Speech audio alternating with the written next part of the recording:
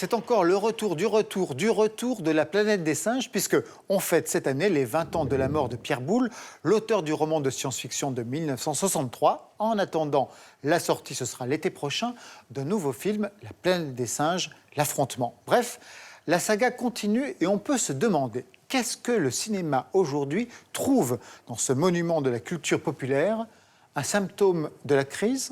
Denis Michelis, Roland Taft.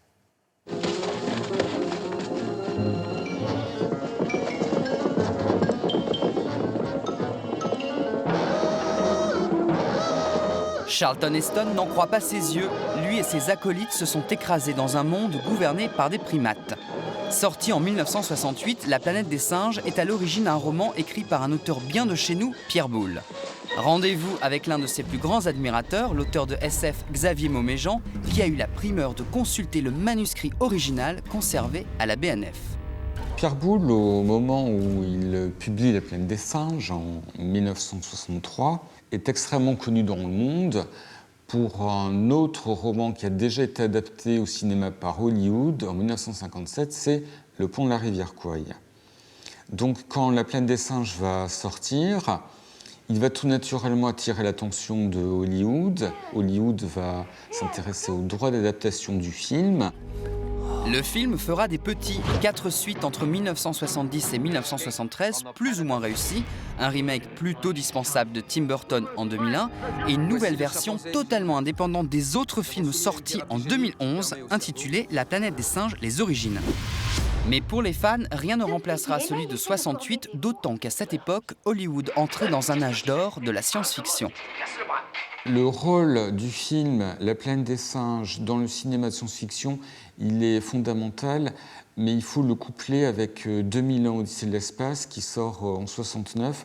Ils vont inaugurer une décennie magnifique de science-fiction plutôt à thème politique comme Soleil vert, Rollerball, Monde Ouest, ce type de film qui va se clôturer, disons, avec La guerre des étoiles. Pour les apprentis scientifiques, sachez que le roman et le film décrivaient 3 espèces de grands singes. D'un côté, les gentils chimpanzés, de l'autre, les méchants gorilles, et au milieu, les débonnaires orang-outans. Et c'est Marie-Claude Bomzel, vétérinaire à la ménagerie du Jardin des Plantes, qui nous propose une petite revue de détails. C'est en fait quelque chose de très juste que le regard sur ces animaux. Les orang-outans sont des animaux solitaires que l'on considère comme des penseurs, comme des observateurs. Ce sont les sages. Les gorilles, ce sont des introvertis. Ils ne sont par contre pas du tout brutaux. Donc ce sont des grands tendres, imaginatifs. Mais à cette époque, on les considérait comme King Kong. C'est eux qui font ça. Puis il y a les chimpanzés.